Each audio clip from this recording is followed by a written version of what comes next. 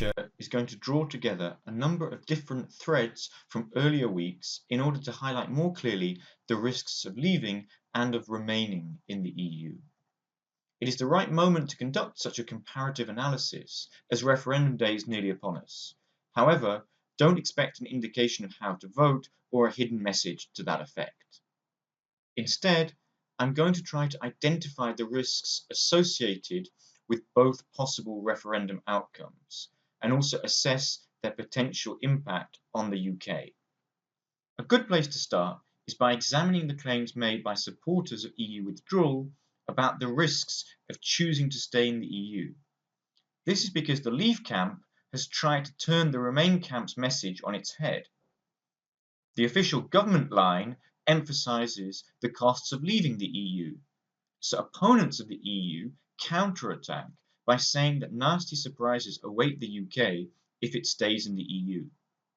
You may recall that in week 1, when we discussed the question of sovereignty, I looked at the claim that the UK would be financially liable for any new bailouts provided to Eurozone countries.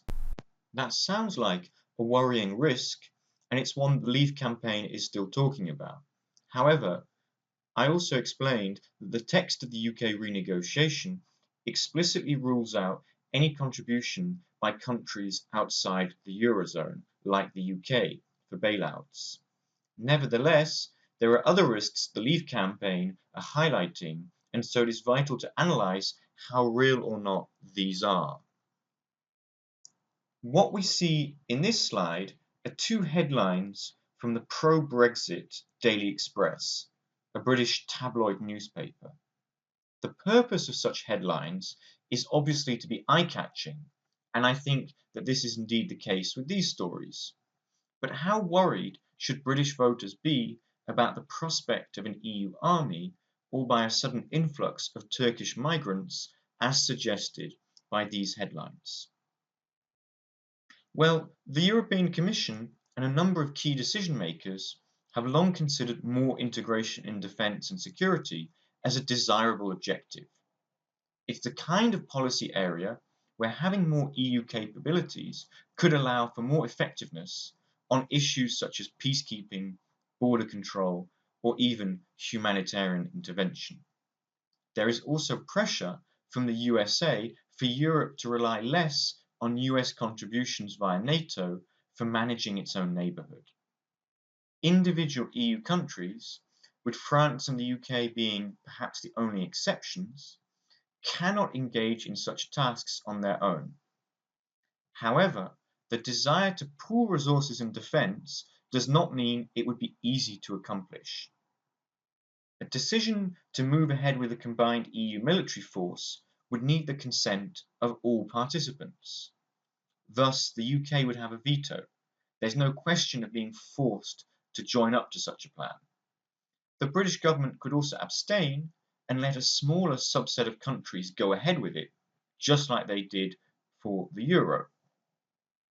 Here, though, it's useful to get a better sense of the vast difference between the Commission coming up with a plan, which is what the Daily Express is trying to suggest, and the reality of what happens even in the case of eventual member state agreement. So at the moment, the EU on paper has the ability to call on a 1,500 strong battle group to carry out humanitarian or peacekeeping missions at 10 days' notice. The UK contributes to the pool of troops who are nominally under the command of the EU. However, this has never been an issue here in the UK or elsewhere because there's never been a consensus to use this battle group, and on a practical level, any contributing country would need to agree to actually put them in the field. Many EU countries, though, are exceedingly risk-averse in international politics, while others are hesitant to act without US backing, so there's not exactly a promising precedent for greater military cooperation under an EU flag. I already discussed Turkey's prospects of joining the EU in week 3 under the rubric of immigration and border control. Turkey, along with 4 other countries, is an official candidate country for EU accession. This means that they can join when the European Commission, the 28 current member states, and the European Parliament all recognise that they meet the economic, regulatory, and democratic criteria for membership. Note, it would be completely unprecedented for the EU collectively to decide to withdraw candidate status from a particular country or to declare an end to enlargement. So this is a question of timing. And many of the citizens of candidate countries, we need to recognise, do indeed want to take advantage of the EU's free movement principle. At the moment, their citizens need visas to work or study in the EU, and these are hard to obtain. From an economic perspective, the incentive for working in a country such as the UK is evident. Here is a table produced by the official Leave campaign that shows the average wage in candidate countries as compared to in the UK. The figures are pretty clear to demonstrate that financial incentive to migrate to the UK. That's because the average salary in countries scheduled one day to join the EU is only a fraction of the UK minimum wage, ranging from a high of 40% in Turkey to a low of 20% in Albania. It will thus take a very long time, if ever, for these countries to reach a stage of economic development where there's a comparable standard of living to the UK.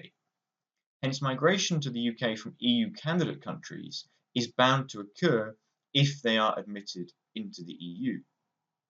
The risk of such an outcome, though, is minimised by virtue of the vetoes that can prevent future EU enlargement and the possible use of transitional arrangements to limit free movement after accession. 2 points I covered in week 3. So if you're interested in those, I suggest going back to that lecture. The question here, though, is whether British voters want to trust their own government or those of other EU countries in the future to not admit Turkey or other countries until the right moment. That dilemma, I think, is also present in the warnings the Leave camp are putting out about the threat to the NHS posed by the free trade deal between the EU and the USA. This trade deal, called TTIP, the acronym for Transatlantic Trade and Investment Partnership, is another risk of staying in the EU, at least according to those who want Britons to vote to leave. Notice again that this is all part of a message to do with staying in control of policy areas that matter a great deal to the public. This time, it's the NHS and not immigration, though. But the potential link between this trade deal and the NHS, which is suggested by this image from the Leave campaign, that needs some further explanation, I think. So basically, the big idea of linking the EU and US economies is to overcome regulatory restrictions rather than tariff barriers. A lot of these regulatory barriers apply in the service economy, which is what healthcare is. Now, the UK stands out in this context as it has a monopoly public provider of health, the NHS, which is not how healthcare is organised in other EU countries or in the US. So if the Transatlantic Trade and Investment Partnership covers healthcare services, there's a risk. At least this would be the case if the deal specifies that any healthcare provider could offer services in the UK without discrimination and no safeguard clauses for publicly provided healthcare are inserted. Because in theory, that kind of deal could mean that the NHS would have to buy services from for-profit American companies because otherwise those same companies could sue the government for allowing discriminatory practices. The NHS does already to some degree contract out to private providers who make a profit, but this quasi-privatization happens only to a very limited degree today. US healthcare companies have a very big incentive to lobby hard for a deal to open up the entire NHS to private providers because we're talking about a market of over £100 billion. But at the moment, EU negotiators have been instructed by the UK government not to accept that. So again, this potential risk of remaining in the EU comes back to how much we trust the UK government's ability to influence an EU deal such as TTIP. Of course, if the UK leaves the EU and seeks to negotiate a free trade deal with the US, the same kind of negotiation situation would arise. That's therefore a good point to start thinking about the risks associated with leaving the EU. However, before we do that, it's a good moment for those keeping a private journal to reflect on how far you consider this referendum to be about whether you can trust the UK government to influence the EU from the inside.